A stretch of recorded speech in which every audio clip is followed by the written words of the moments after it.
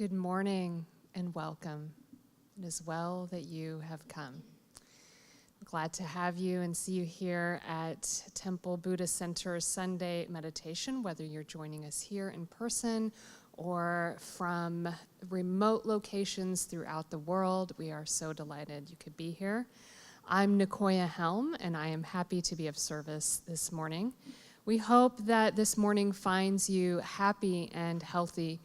But please know that if you are struggling in some way, that our hearts are open to you. And we hope that this community and Temple Buddhist Center can be a source of refuge and healing for you and your loved ones.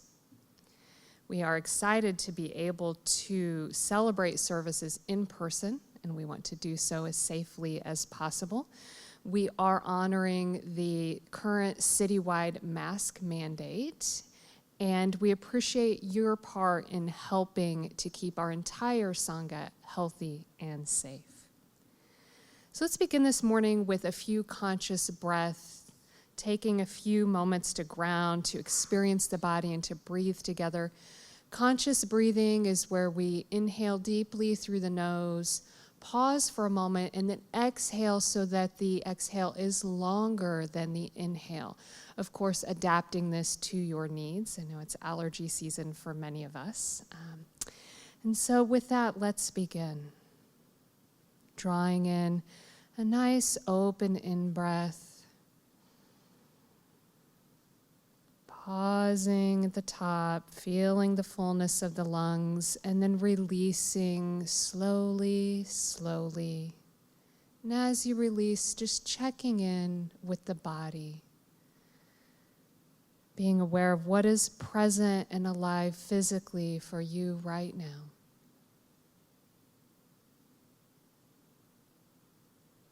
Inviting in another fully open breath. Pausing, and as you release, notice the natural settling of the shoulders, the belly, and the chest. And as you notice that settling, see if you can let go of the energy of doing, of going, of striving, of struggling, and just release into being, resting in awareness. A third conscious breath in. Pausing, and then releasing. As you release, taking time to invite fully into awareness the present moment, arriving completely here and now.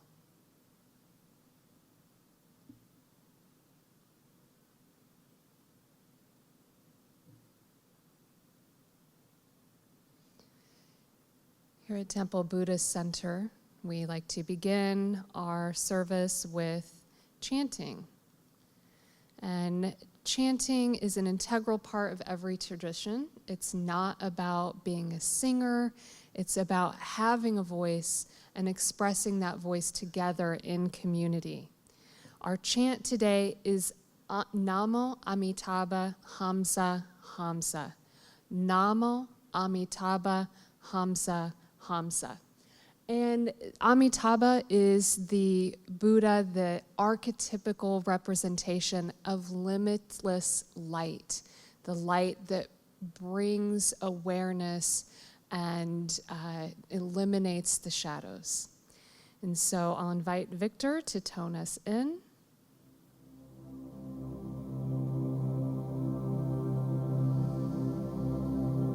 Together. Namo Amitabha Hamsa Hamsa. Namo Amitabha Hamsa Hamsa. Namo Amitabha Hamsa Hamsa.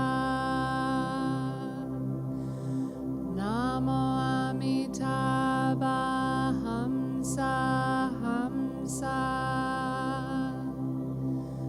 Namo Amitabha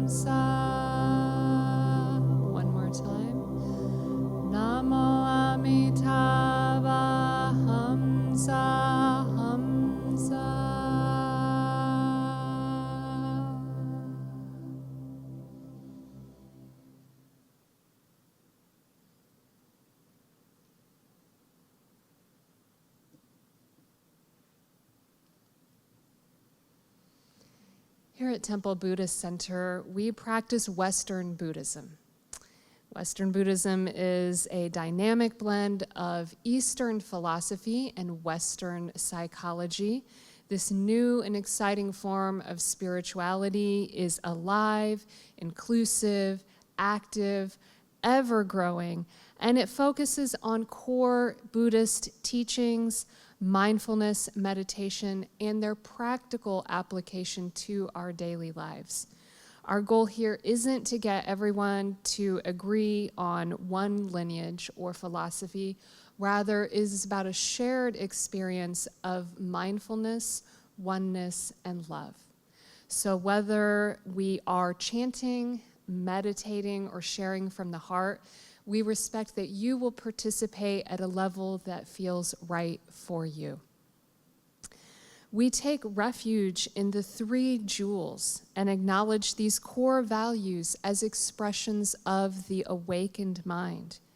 These jewels are the Buddha, the Dharma, and the Sangha. The Buddha represents not only the historical Buddha, but we value it as a symbol of our own Buddha nature and the Buddha nature of all beings, which allows a fresh new perspective on this and every precious moment. We take refuge in the second jewel, the Dharma. These are the wisdom teachings that help release us from fear and delusion and help us realize the true nature of who we are, our Buddha nature. And last but definitely not least, the Sangha, the spiritual community. And this is an essential part of our growth on the spiritual path where we support each other every step of the way. So we invite you to take a moment to silence any electronic devices. For those joining from home, maybe turn off notifications on your device. Give that furry friend one last soothing pet to settle them into the silence as we prepare for this morning's meditation. We'll begin with the prayer of refuge, reciting it together 3 times, and then Victor will offer us a time of guided meditation. So I invite you to recite with me. In Buddha, Dharma, and Sangha, we go for refuge until fully awakened through the power of generosity, ethics, patience, enthusiastic effort, concentration, and wisdom. May, for the sake of all beings, may we realize and demonstrate our innate goodness. In Buddha, Dharma, and Sangha, we go for refuge until fully awakened through the power of generosity, ethics, patience, enthusiastic effort, concentration, and wisdom. For the sake of all beings, may we realize and demonstrate our innate goodness. In Buddha, Dharma, and Sangha, we go for refuge until fully awakened through the power of generosity, ethics, patience, enthusiastic effort, concentration, and wisdom. For the sake of all beings, may we realize and demonstrate our innate goodness.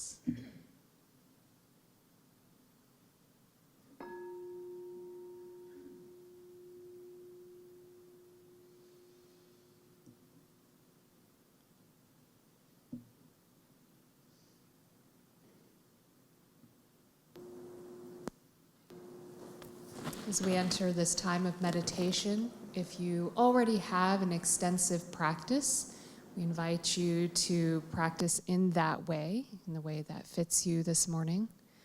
If you are newer to meditation, or if you would like to join Victor in the guidance, we'll begin with an opening dedication.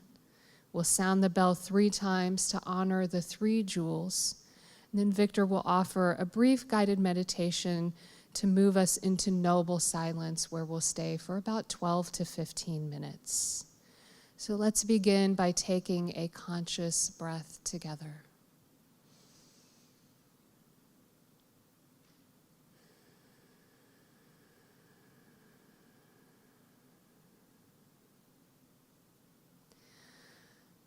body, speech, and mind in perfect oneness, I send my heart along with the sound of the bell.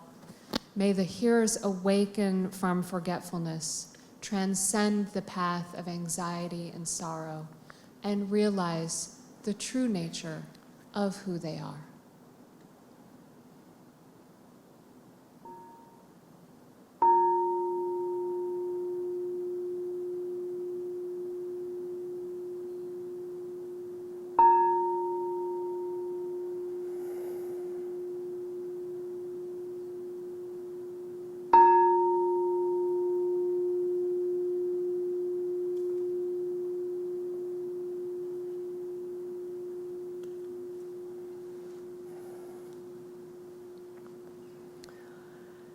And as the sound of the bell decays, showing us the way, we move deeper into stillness, into silence, bringing our attention and our focus to the breath, noticing the rise and fall of the tummy, or perhaps the air as it glazes the edge of your nostrils. The breath is always in the present moment. And so connected to the breath, we can also bring our awareness to the body, noticing any points of uneasiness, any points of contraction, or even pain.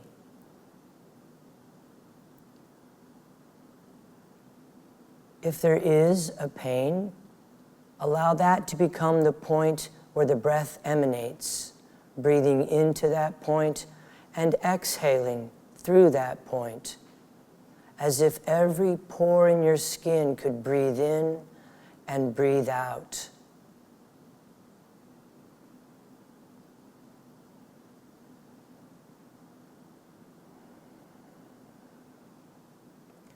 And so connected to the breath, the body is gentle, spacious, and light.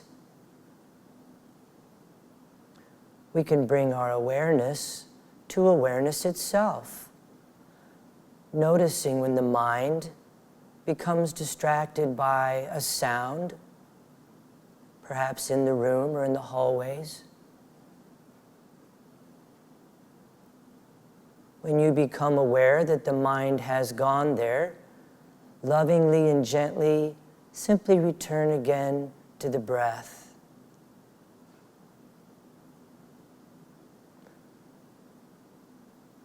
If you become aware of the mind being distracted by a sensation, the feeling of hot or cold, an itch or a tummy rumble, again simply notice that the mind has gone there. And lovingly return again to the breath.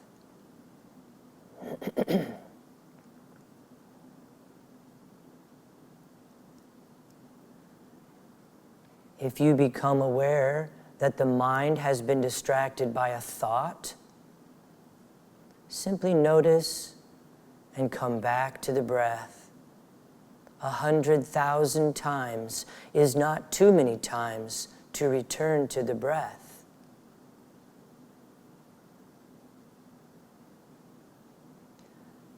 And so connected to our breath, the body is gentle, spacious, and light. The mind is clear, yet receptive to whatever arises. And the heart is open. We can begin to move even deeper into the stillness.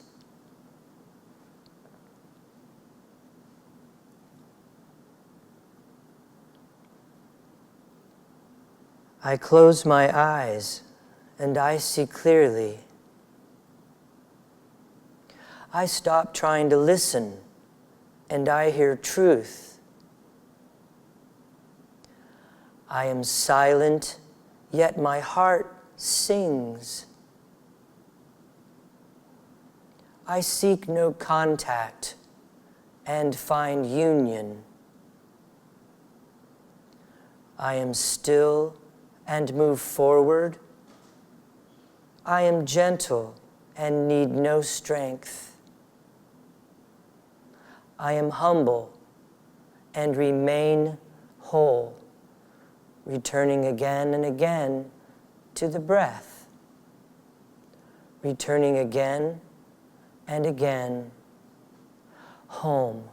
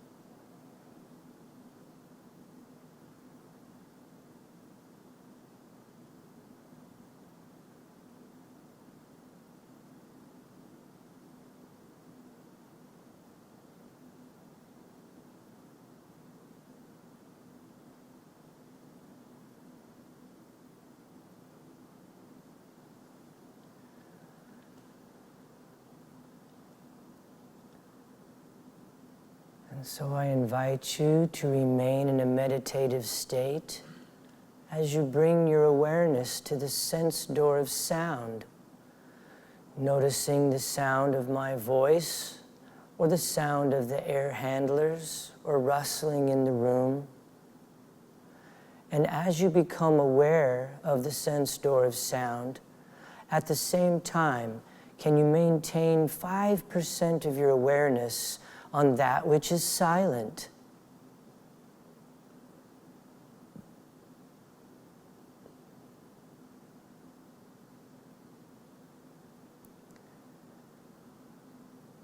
Next, I invite you to bring your awareness to the sense door of touch as you notice the feeling of your clothing upon your skin, or the feeling of the chair or the cushion beneath you.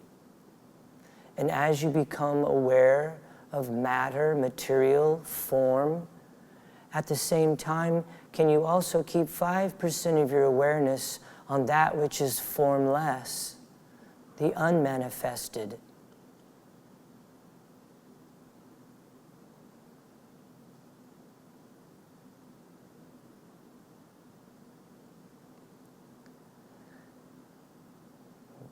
Next, I invite you to bring your awareness to the sense door of sight as you slowly begin to open your eyes. Simply letting the images come to you. And as you become aware of things and objects, at the same time, can you keep 5% of your awareness on the space around those things, the space in and through?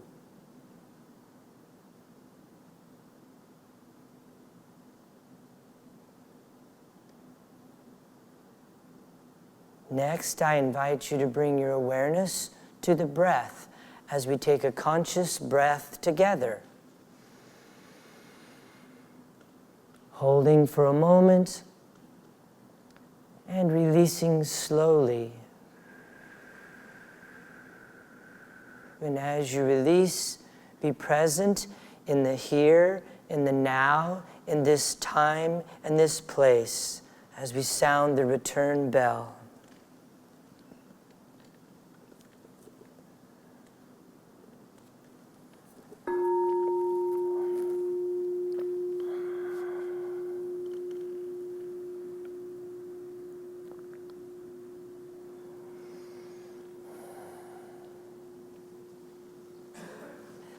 Thank you, Nicoya.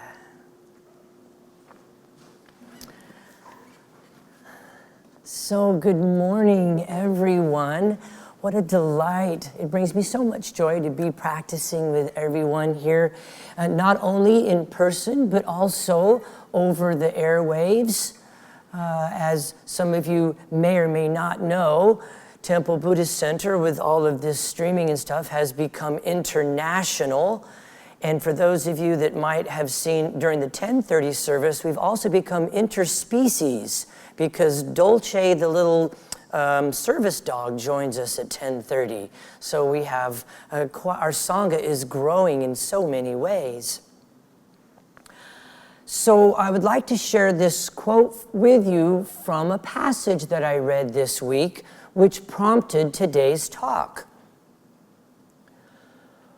When I woke up to reality in 1986, I noticed stories arising inside me that had been troubling mankind forever.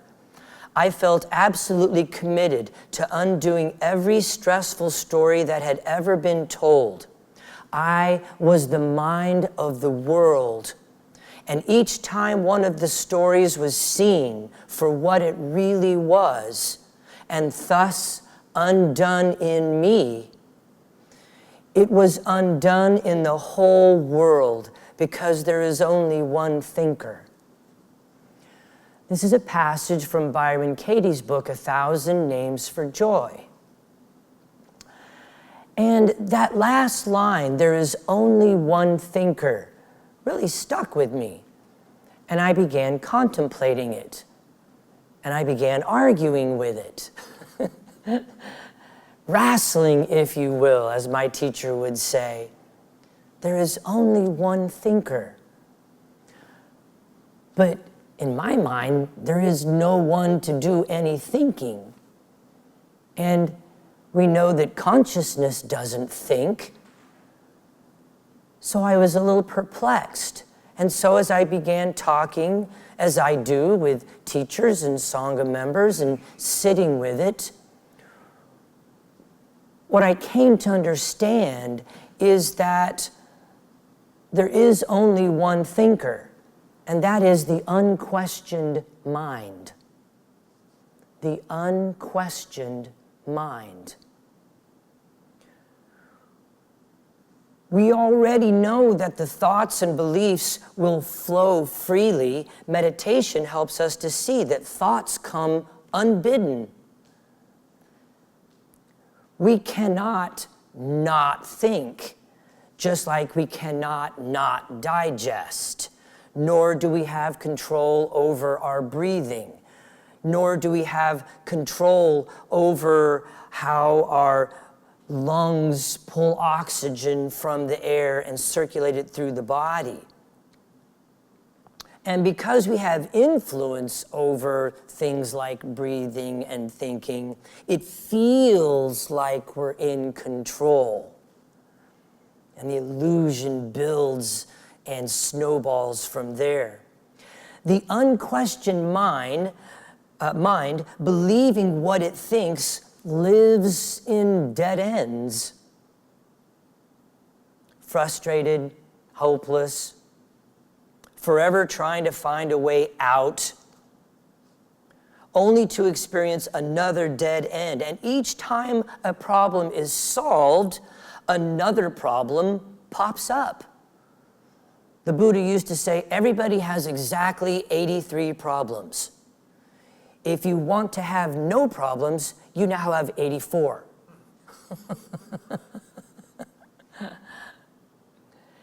And so this is how the unquestioned mind has to live. It is stuck in the old stories, the old tapes, the old patterns of speech and behavior.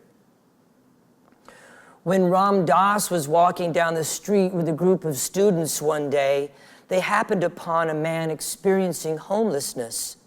And he was talking out loud and ranting, waving his arms about to absolutely no one there in his vicinity. And Ram Dass turned to the students and he said, the only difference between him and you is he does it on the outside. Even for myself, noticing the patterns of speech, where oftentimes I will say or blurt something when nothing needs to be said. When I take this into contemplation, I can see that because of some uncomfortableness, because of some need to be noticed, or some need to try to create levity in a moment or a situation or an exchange, that this old pattern of speech and behavior, which has worn grooves into my brain, I think physically, literally, this has these responses, these even better reactions, reactivity, old patterns, this old friend, if you will, shows up quickly and easily in many situations and experiences. It is familiar. It feels like me because it's always been done. When I first felt uncomfortable in silence and needed to break that with a joke, I was the proverbial class clown. Very good at it, in fact. So as with the playful curiosity, and I want to emphasize that, because this is not about, whipping myself for, oh, why did you say that? You didn't need to say anything. Instead of the blame, the judgment, with a playful curiosity, I take it into contemplation.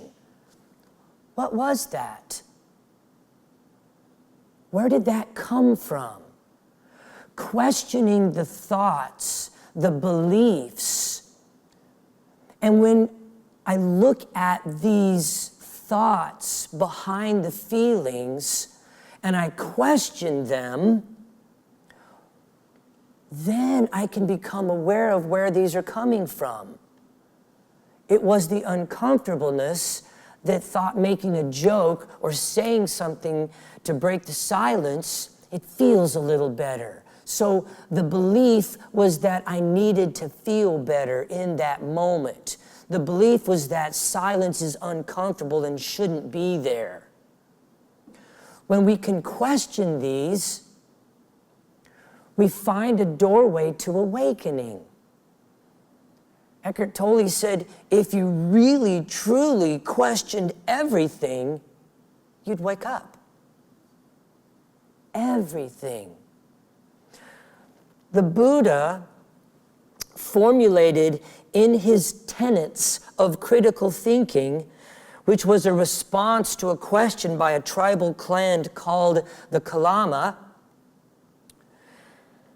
These were the inhabitants of a small village in Kesaputta, which he passed while traveling across eastern India. The Kalamas, the story goes, they asked the Buddha, how can they discern whom to trust among the countless wandering holy men that were passing through their village, seeking to convert them to various and often conflicted preachings?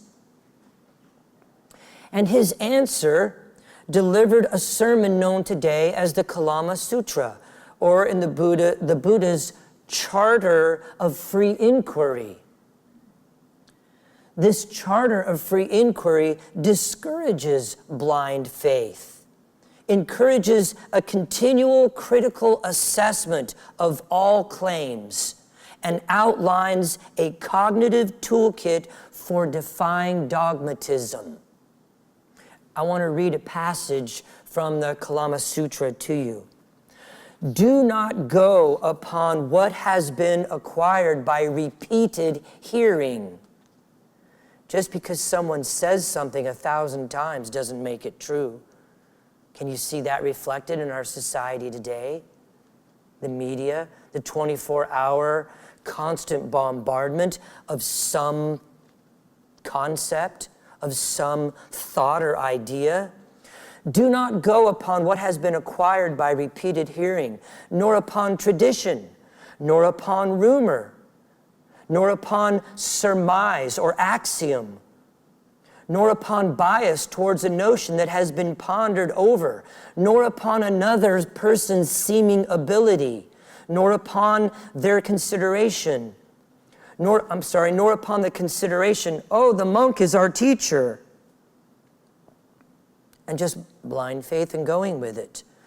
But instead, when you yourselves know, not know, but know that these things are good, or these things are not blamable, these things are praised by the wise, or these things are undertaken and observed, these things lead to benefit and happiness. Enter on and abide in them. And the most heartening part of this sutra, the Kalama Sutra by the Buddha, is that implicit to it is a timeless measure of integrity. It is the mark of the noble and secure intellect to encourage questioning even of its own convictions. There it is. Even upon its own convictions, questioning everything. The Buddha was, after all, just one more of the holy men passing through the village. Now the questioned mind, because it is no longer seeking, it is free to travel limitlessly. It understands that since it was never born, it can never die. It is infinite because it has no desires for itself. It withholds nothing. It is unconditional, unceasing, fearless, tireless, without reservation, and it has to give. That's its nature. Since all beings are its own dear reflected self, it is always receiving, giving back to itself. As you inquire into your own thoughts, you discover how attachment to a belief, a story, causes suffering, because the mind's natural condition is peace. Right there. In the moment that there is a stimulation, a sound, a sensation, a thought, right at the moment that that is noticed, is where we can place a wedge of awareness. But here's what happens. And naturally so, there's nothing wrong here, but here's what happens. A thought enters. You believe it. The peace seems to disappear. You notice a feeling of stress in the moment, and the feeling lets you know that you are in opposition to what is. By believing the thought, you are at war with reality. This is when life loses its factual nature. I'm late. Well, are you? Let's unpack it. What's really happening right now? Well, what's really going on, the factual nature of life, is the meeting is starting at 10. It's 10 and I'm still parking the car. Okay? But I'm late. I'm bad. I always do this.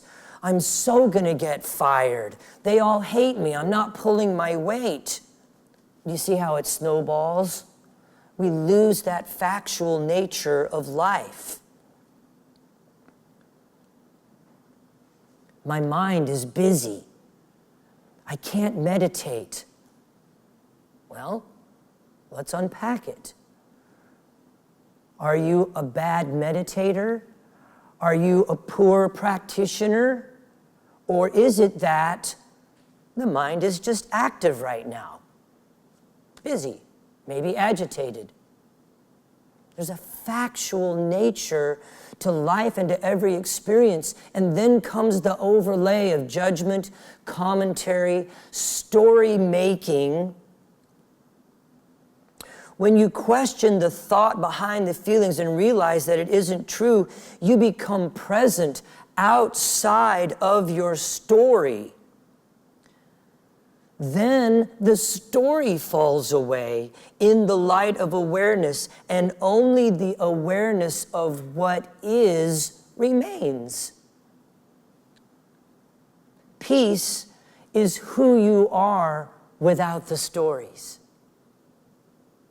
Peace is who you are without all of the judgments, the commentary, the futuring, trying to figure something out, the pasting, the regret, the worry. Eventually, inquiry becomes alive in you as the natural wordless response of awareness to all of the thoughts that arise. That's who we become as we cultivate this inquiry, as we cultivate this spaciousness around the thinking. The natural, wordless response to the arising of thoughts. This is how the world begins. I am a man.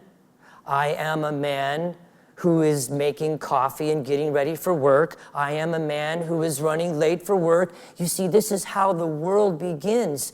But I am, if we question that, this is how the world ends.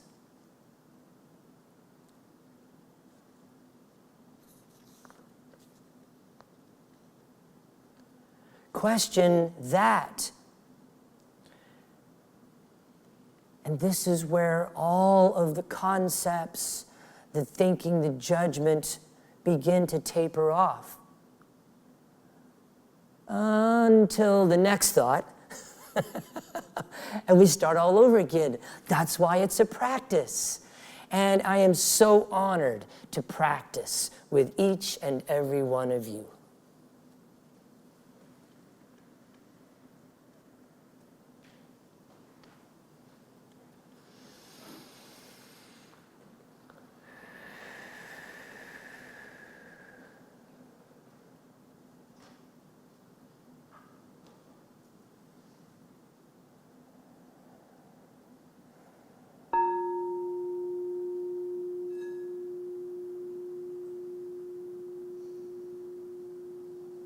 Let's just take a moment to really receive those teachings, not in just to the intellectual mind, but into our full being, heart and mind.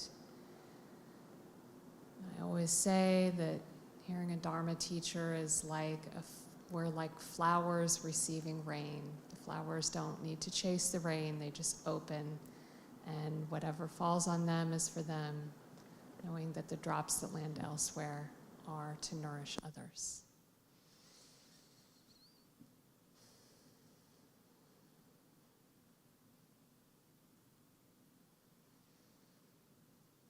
So as we move towards the latter part of our service, we always include loving kindness meditation. This is considered a heart practice. And so with that in mind, I invite you to connect with your heart now. You may wish to do that just energetically. You may wish to place one or both hands on the heart, or maybe even a fist next to the heart with one hand and covering that fist with another for a sense of grounding and stability. Another option is to just hold one hand in the other, offering yourself a sense of soothing touch. And of course, you can always just rest your hands in your lap as you will. And as we begin this guided loving kindness or goodwill practice, also known as metta, I invite you to first call to mind an inspiration. This could be an archetypal figure, it could be someone real, a spiritual figure, a deity, a Buddha, a bodhisattva, a comic book hero, a figure from popular culture, a being, an animal. It doesn't matter, just something or someone that inspires a sense of warmth, tenderness, goodwill, kindness, even just a glimmer. It doesn't have to be big and majestic. It can be a small glimmer of any of those feelings. Know that that inspiration is there to support you as we move into this practice. And so with that sense of feeling in the body, in the heart, I invite you to engage the sense of sight, bringing to mind a full body image of yourself, in both feeling and seeing, and then hearing as you recite these words silently to yourself after me. May I be filled with loving kindness.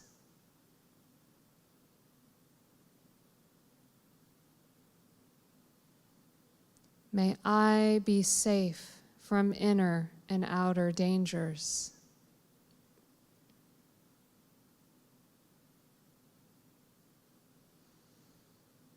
May I be well in body and mind.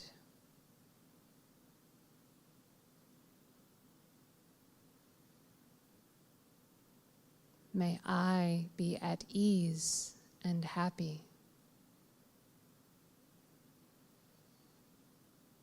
Drawing in a conscious breath, perhaps directly into the heart area or wherever you detect even that glimmer of goodwill and warmth, and perhaps letting it grow and expand with the out-breath.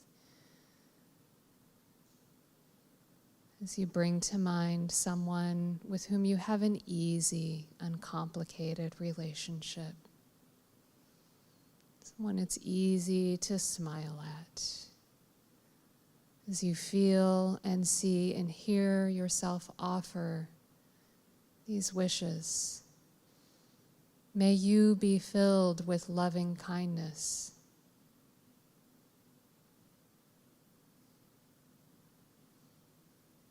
May you be safe from inner and outer dangers.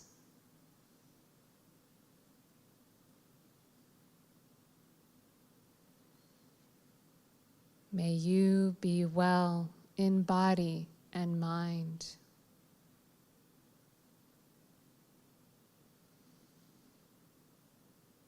May you be at ease and happy.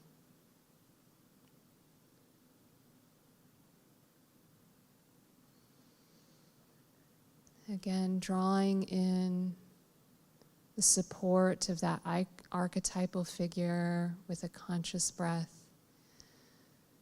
And allowing that warmth, tenderness, kindness to flow through you as you bring to mind a neutral person, someone you don't know well. As you offer these wishes, may you be filled with loving kindness.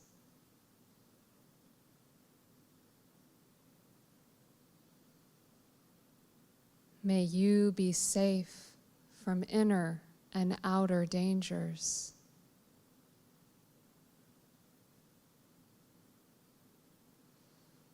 May you be well in body and mind.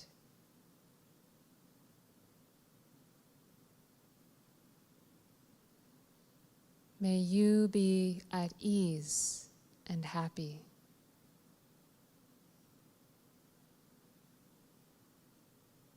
Again, inviting in warmth and support from that inspirational figure, and allowing that support to flow through you and outwardly as you draw to mind someone with whom you have a challenging relationship. From 0 to 10, if 10 were the most challenging, maybe someone that's at a 3 or a 4. Know that a wish for their peace and calm is a wish for the peace and calm of everyone. And if we were all peaceful and calm, there would be no sense of challenge. We bring this to mind as we offer them these wishes. May you be filled with loving kindness.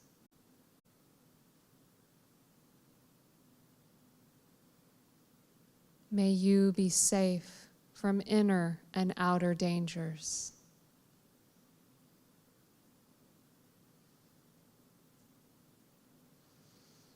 May you be well in body and mind.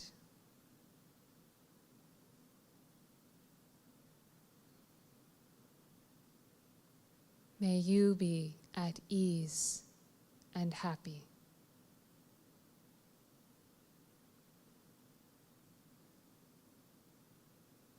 Again, inviting in that sense of warmth and nourishment with an in-breath. Allowing that feeling to suffuse however much of our body it will expand to.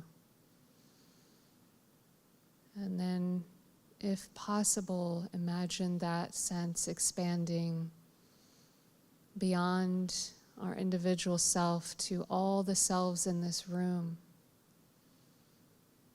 to the people in this building or other beings that may be in this building, to all the feeling beings in this city,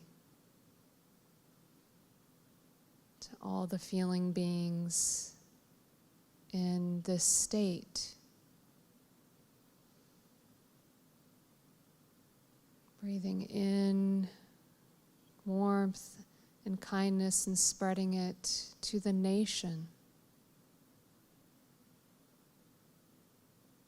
to all beings in all nations on this planet.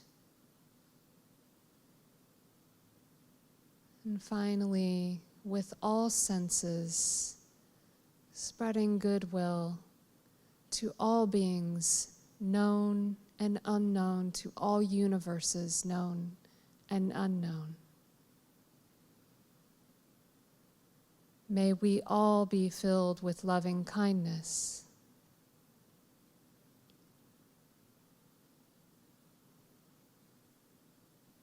May we all be safe from inner and outer dangers.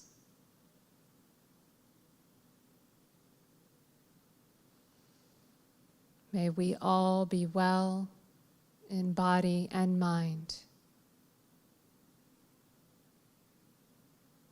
May we all be at ease and happy.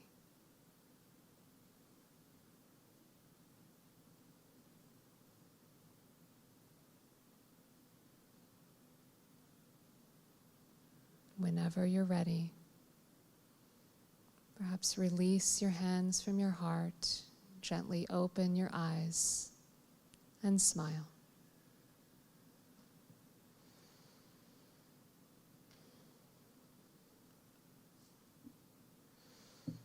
In the true spirit of dana, which is the word for the Buddhist practice of generosity, temple services are given freely. In the same way, we hope that if you choose to give, whether it is financially or of your time and energy, we ask that you do so with a generous heart, not in return for something that you have received, but so that anyone who may seek refuge may find it here with these teachings in this community. Dana boxes are located in the back of the room and at the front on the information desk. And also know that you can give online at templebuddhistcenter.com. We want to especially thank our TBC ambassadors, those who have chosen to give electronically on a monthly basis. And it's not about the amount, it is just that regular giving helps us plan for the future and have a stable budget. So if you wish to do that, you can do that through the templebuddhistcenter.com website, or you can also text the words Unity Temple to 77977.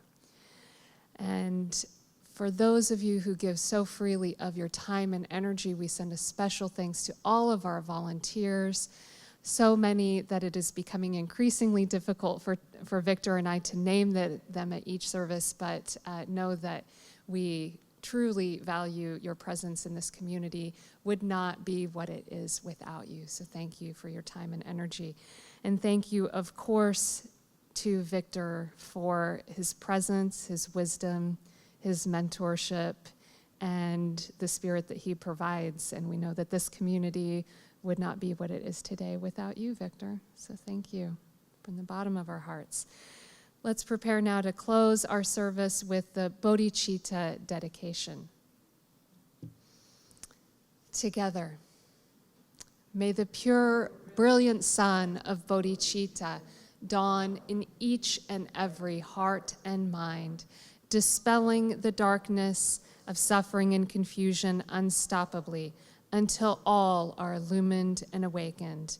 And with our hands together in front of our hearts, let us go forth from this place, entering each moment in innocence, guided by the wisdom of our hearts. As we open our eyes, we open our hands, and we shine our light out into the world. Namaste.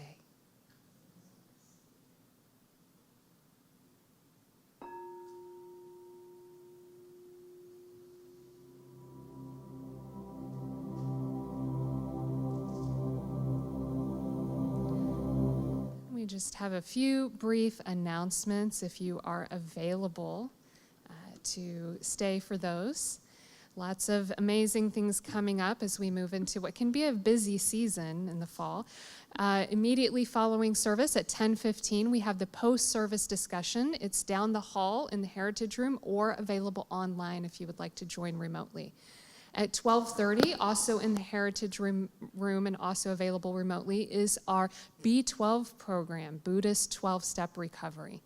We also invite you to take a look at opportunities with the Temple Green Team coming up throughout the fall season for seed collecting for native species and also some tree planting. You can find details at the information desk at the front and also online at templebuddhacenter.com. We invite you to take advantage of our lending library if you are here in person, magazines and books to support you on your spiritual journey. October 23rd, this month, I will be offering a mental health first aid training. We do have some spots still available, and we do have some scholarship spaces still available for that. It is a certificate program. You get a 3-year certificate, and it prepares you, just like if you took CPR or first aid, if someone sprained their ankle, you would know how to help them. In this case, you learn how to spot signs if somebody is struggling with a mental health challenge or a substance use challenge, and you learn what to do to help them get the support that they need. And then finally, a new and exciting program that will be starting this Wednesday. Is that correct? Yes, this Wednesday from 4:30 to 5:45 is Y12SR, the Yoga of 12-Step Recovery. So this is combining movement, mindful movement with a 12-step recovery. So if that is of interest, we have flyers out on the desk, and this will be on the Temple Buddhist website. So you can take a look for this flyer at the front desk. And so, Victor, anything else to add? Yeah, be on the lookout.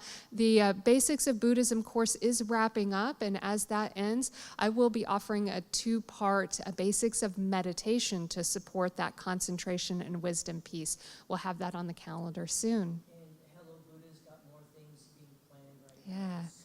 So definitely sign up for our newsletter and keep an eye on the calendar page at templebuddhacenter.com.